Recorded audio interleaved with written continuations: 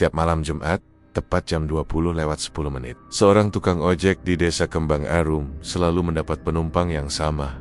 Seorang wanita kantoran yang ingin diantar pulang ke rumah yang sudah kosong selama 10 tahun. Lebih aneh lagi, menurut satpam setempat, pria itu selalu terlihat mengendarai motornya sendirian. Jadi, siapa sebenarnya yang duduk di jok belakang motornya selama ini? Di desa Kembang Arum, hampir semua orang mengenal Asep. Namanya sering disebut orang di warung kopi, di pangkalan ojek, bahkan oleh anak-anak kecil yang kadang minta diantar ke lapangan bola. Usianya sudah lewat 50 tahun, rambutnya mulai memutih di bagian pelipis, dan garis-garis usia terlihat jelas di wajahnya. Meski begitu, tubuhnya masih cukup kuat untuk mengendarai motor dari pagi sampai malam. Tangannya sudah terbiasa menggenggam stang motor selama puluhan tahun, dan matanya hafal setiap jalan di desa itu, bahkan saat malam gelap tanpa lampu sekalipun.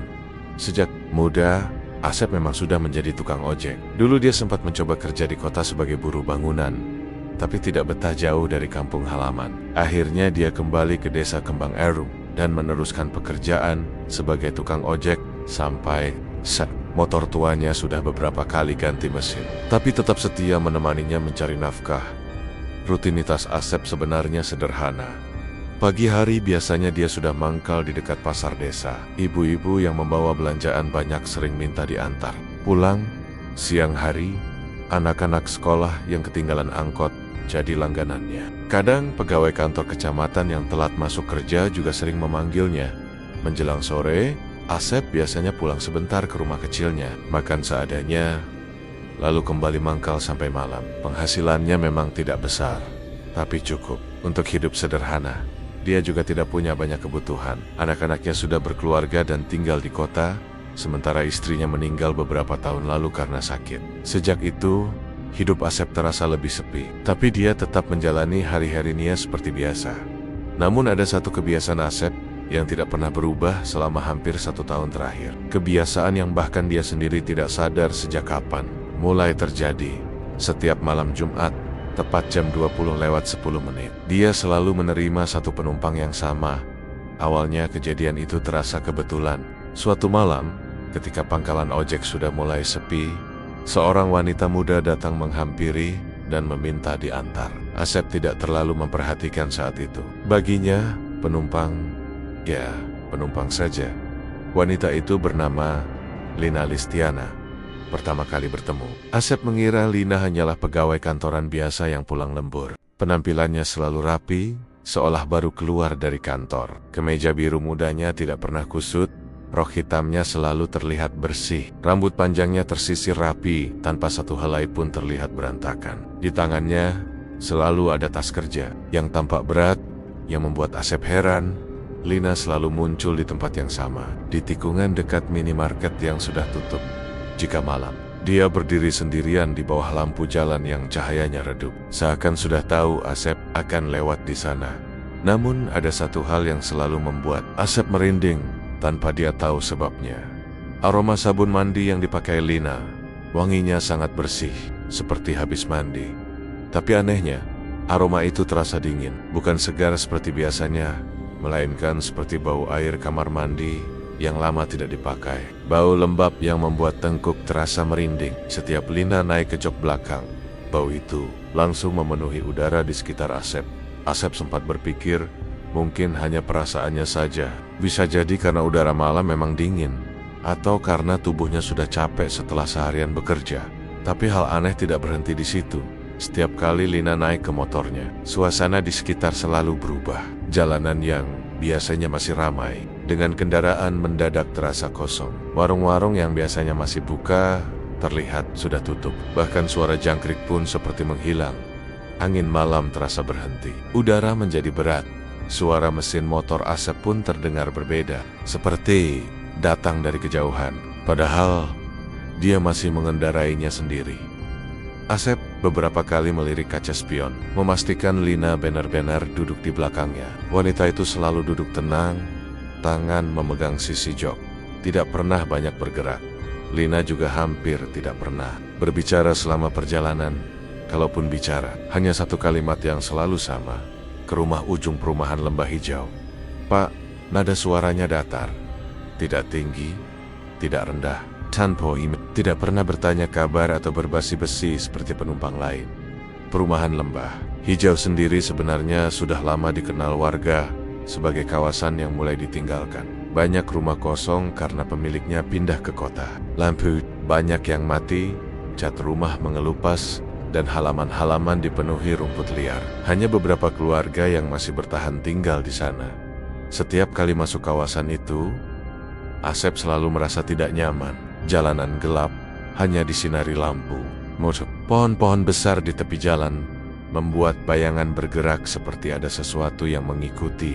Beberapa kali, Asep ingin menolak mengantar ke sana, tapi Lina selalu membayar ongkos dengan baik, bahkan kadang lebih. Lagi pula, sebagai tukang ojek, dia merasa tidak enak jika memilih-milih penumpang. Dia memang sering bertanya-tanya dalam hati, kenapa Lina selalu pulang ke sana setiap malam Jumat? Kenapa hanya malam itu? Kenapa tidak pernah di hari lain? Tapi Asep memilih tidak ingin ikut campur urusan penumpang. Baginya, yang penting mendapat rezeki halal. Setiap sampai di ujung perumahan, mereka berhenti di depan sebuah rumah besar yang kondisinya paling mencolok. Pagar besinya tinggi dan sudah berkarat. Cat temboknya mengelupas. Halamannya dipenuhi rumput liar setinggi lutut. Jendelanya gelap, tanpa tanda kehidupan. Setiap berhenti di sana, bulu kuduk Asep selalu berdiri tanpa alasan jelas, dan hal pailing aneh selalu terjadi setiap mereka tiba. Pagar rumah itu selalu terbuka sendiri, tanpa suara gesekan, tanpa ada orang yang mendorong. Pintu pagar bergerak pelan seolah menyambut seseorang pulang. Asep sering mencoba mencari logika. Mungkin angin, mungkin engselnya rusak, tapi anehnya, pagar itu hanya bergerak saat Lina datang. Tidak pernah saat Asep lewat sendirian. Lina selalu turun dengan tenang, menyerahkan uang ongkos, lalu berjalan masuk ke halaman tanpa menoleh lagi. Langkahnya pelan, seolah tidak ingin mengganggu siapapun.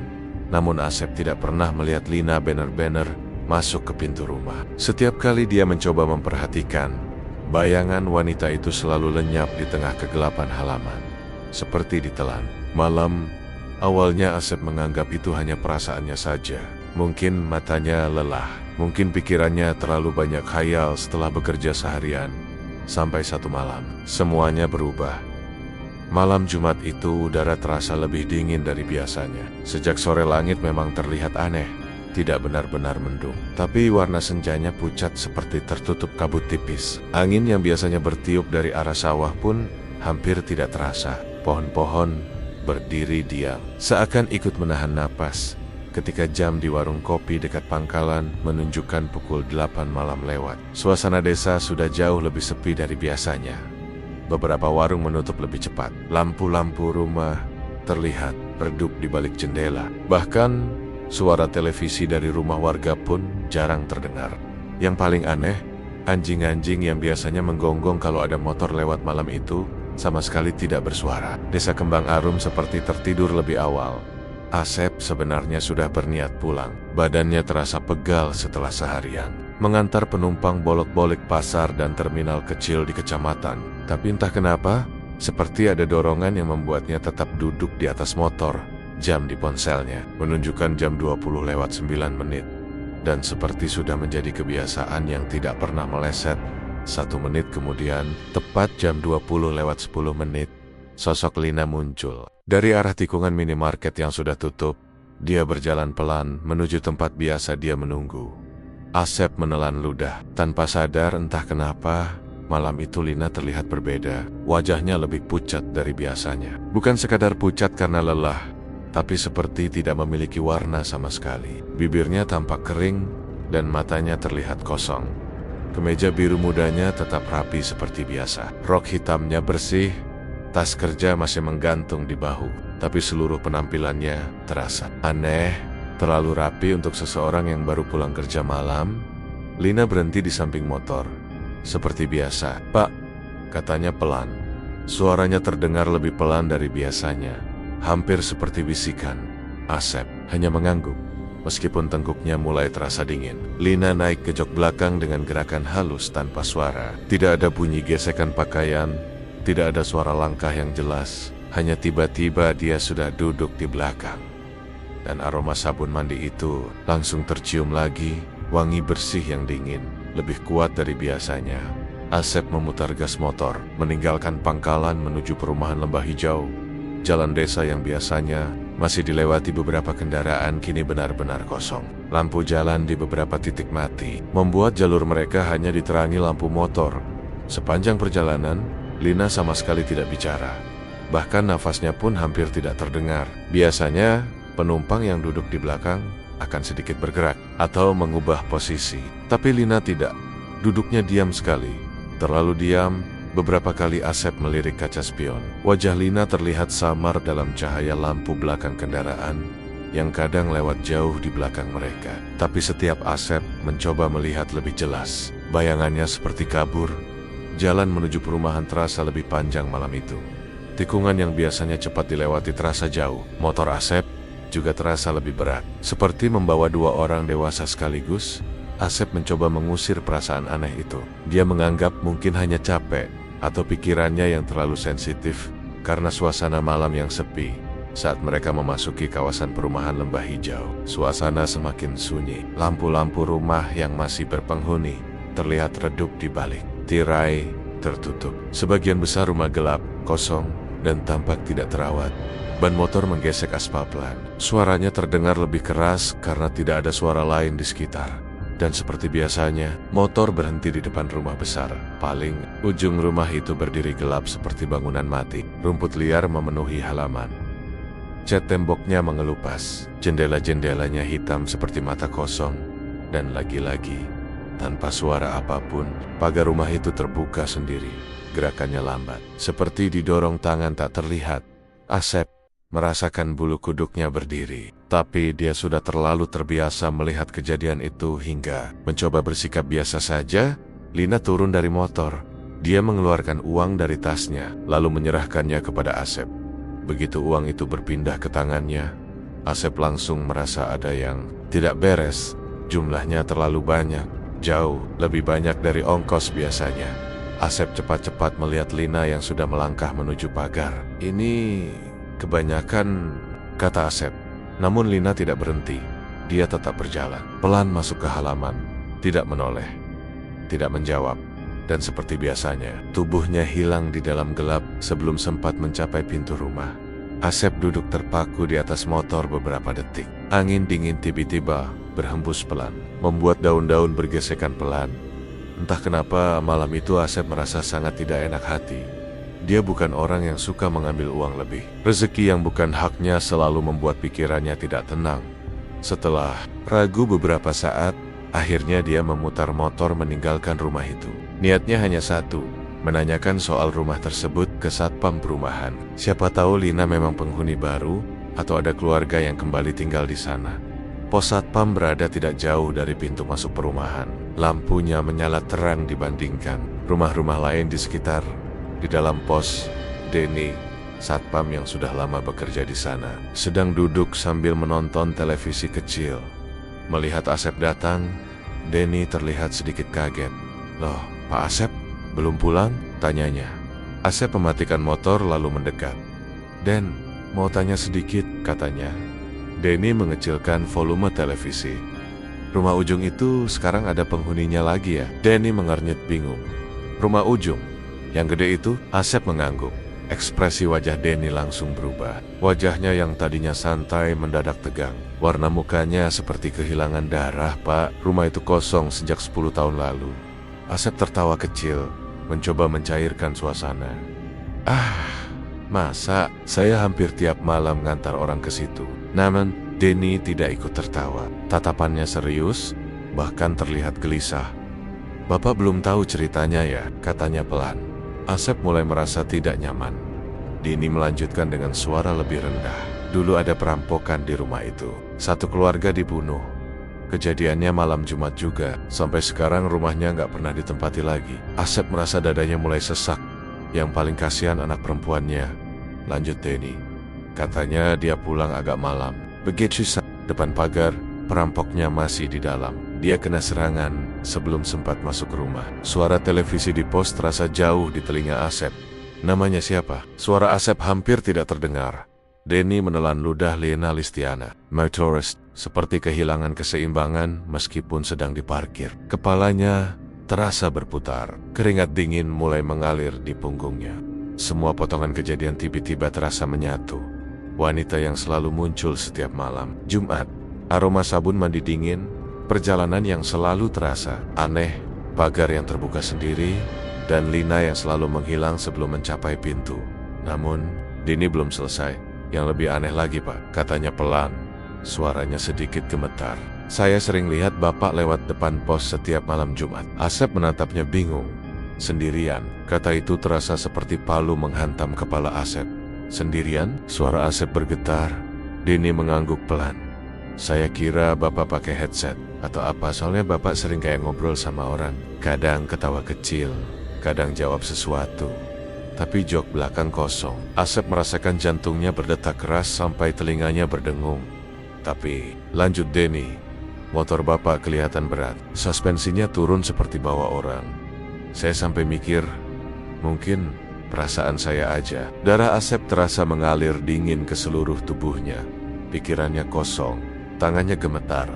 Selama ini, kalau jok belakang selalu kosong. Kalau Denny tidak pernah melihat siapapun, berarti siapa yang selama ini dia antar setiap malam Jumat? Sejak malam percakapannya dengan Denny di pos satpam itu, hidup Asep tidak pernah bener-bener sama lagi. Perjalanan pulang malam itu terasa seperti mimpi buruk yang berjalan lambat. Jalan desa yang biasanya sudah sangat dia kenal, mendadak terasa asing. Setiap tikungan tampak lebih gelap.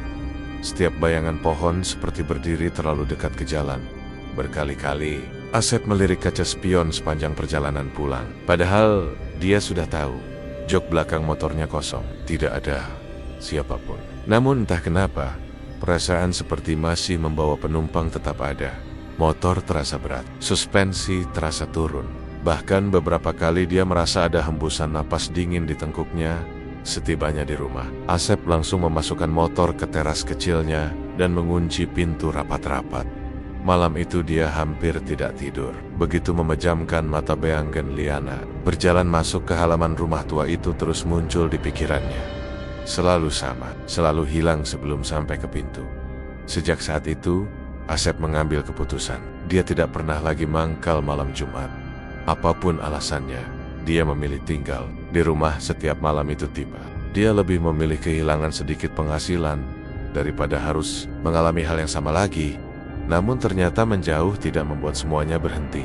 Malam Jumat berikutnya datang terlalu cepat. Sejak sore, perasaan Asep sudah gelisah tanpa sebab jelas.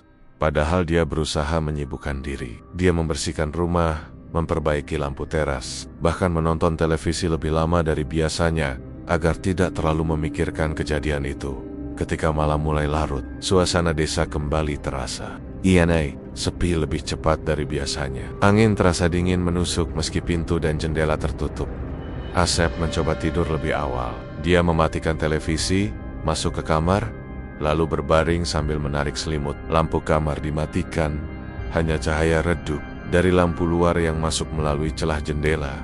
Dia hampir terlelap ketika suara detak jam dinding terdengar sangat jelas di telinganya. Tik-tok, tik-tok. Tanpa sadar, matanya terbuka. Entah kenapa dadanya terasa sesak. Dia menoleh ke arah jam. Jarumnya menunjukkan jam 20:10. Dan saat itulah aroma itu muncul. Aroma sabun, mandi dingin, wangi yang sangat dia kenal. Asep langsung duduk tegak di tempat tidur. Dadanya berdegup keras. Ruangan kamar yang tertutup rapat itu tiba-tiba dipenuhi aroma yang sama seperti setiap kali Lina naik ke motornya, padahal dia sendirian. Pintu kamar terkunci dari dalam. Jendela tertutup. Tidak ada siapapun di rumah. Asep bangkit pelan. Kakinya gemetar saat turun dari tempat tidur. Dia membuka pintu kamar, memeriksa ruang tamu, dapur, bahkan kamar mandi. Semuanya kosong. Tidak ada tanda siapapun masuk. Namun aroma itu tetap ada. Lebih kuat di dekat pintu depan. Asep berdiri beberapa saat, tubuhnya kaku. Tiba-tiba terdengar suara dari luar rumah. Ceklek, seperti suara pagar dibuka. Padahal pagar rumahnya selalu dia kunci setiap malam. Bulu kuduk Asep langsung berdiri. Dia menahan napas, mencoba meyakinkan dirinya bahwa mungkin itu hanya suara angin. Tapi malam itu hampir tidak ada angin. Beberapa detik kemudian terdengar suara langkah pelan di halaman. Pelan, ringan, seperti seseorang berjalan dengan hati-hati. Langkah itu mendekat, semakin dekat, sampai berhenti tepat di depan pintu rumah. Asep tidak berani bergerak. Dia berdiri di ruang tamu, tubuhnya gemetar. Tidak ada ketukan, tidak ada suara, hanya keheningan panjang. Kemudian terdengar suara pelan dari teras. Krek, suara jok motor ditekan, seperti ada seseorang yang duduk di atasnya. Motor Asep yang terparkir di teras berbunyi pelan. Suspensinya turun seolah menahan beban. Asep menutup mulutnya. Napasnya memburu. Air keringat dingin mengalir di punggungnya. Dia ingin membuka pintu, tapi tubuhnya tidak mau bergerak. Beberapa menit kemudian, semua suara itu hilang begitu saja. Hening kembali memenuhi rumah. Namun aroma sabun mandi itu masih tersisa sejak malam itu. Kejadian serupa terus berulang setiap malam Jumat. Kadang hanya aroma dingin yang muncul. Kadang suara pagar. Kadang suara langkah di halaman. Kadang suara jok motor yang seperti diduduki seseorang. Asep bahkan mencoba memindahkan motornya ke dalam rumah. Tapi suara itu tetap terdengar. Seolah siapapun yang datang tahu di mana motornya berada. Yang paling membuat Asep bingung adalah uang pemberian Lina. Beberapa hari setelah kejadian itu, Asep mencoba membuang uang tersebut. Dia memasukkannya ke kotak amal masjid saat subuh, berharap semuanya selesai. Namun keesokan paginya, ketika dia membuka laci meja tempat biasanya dia menyimpan uang receh, uang itu kembali ada di sana, tersusun rapi. Uangnya tetap baru dan terasa sangat dingin saat disentuh. Asep mencoba lagi. Kali ini dia membuangnya jauh ke sungai kecil di pinggir desa. Dia melihat sendiri, uang itu hanyut terbawa arus. Namun 2 hari kemudian, uang itu kembali muncul di lacinya. Tetap utuh, tetap dingin, seolah tidak pernah pergi. Lama-kelamaan, rasa takut Asep berubah menjadi perasaan lain. Rasa iba. Dia mulai memikirkan cerita Denny tentang Lina yang tewas di depan pagar rumahnya sendiri. Pulang larut, mungkin setelah bekerja keras, berharap sampai rumah dan bertemu keluarga. Namun langkahnya terhenti di depan rumah yang seharusnya menjadi tempat paling aman baginya. Asep mulai memahami sesuatu. Mungkin Lina tidak ingin menakut-nakuti siapapun, mungkin dia hanya ingin pulang. Namun rumah itu sudah kehilangan maknanya. Keluarganya sudah tiada, tidak ada lagi yang menunggu di dalam. Dan langkah terakhirnya menuju rumah itu tidak pernah selesai. Mungkin itu sebabnya dia selalu muncul setiap malam Jumat. Malam saat semuanya terjadi. Sejak saat itu, setiap malam Jumat Asep tidak lagi menonton televisi atau mencoba mengalihkan. Dia memilih duduk diam di ruang tamu, membaca doa pelan, memohon agar siapapun yang masih terjebak di antara kenangan dan kenyataan bisa menemukan jalan pulang yang sebenarnya. Dalam bayangannya, dia melihat Lina masih berdiri di depan pagar rumah itu. Kebingungan, tidak mengerti kenapa pintu rumahnya tidak pernah banner-banner terbuka. Cerita itu pelan-pelan menyebar di desa Kembang Arum. Orang-orang mulai membicarakannya di warung kopi, di pasar, di pos ronda. Banyak yang penasaran, banyak yang merinding. Dan sampai sekarang, beberapa pengendara yang lewat sendirian menuju perumahan Lembah Hijau sering mengalami hal aneh. Motor mereka tiba-tiba terasa berat, seperti membawa penumpang tambahan. Padahal, jok belakang kosong. Beberapa orang bahkan mengaku mencium aroma sabun mandi dingin di udara. Malam, aroma yang bersih, tapi membuat tengkuk merinding. Seolah ada seseorang yang masih mencari tumpangan, masih ingin pulang, namun tidak pernah benar-benar sampai ke rumahnya sendiri.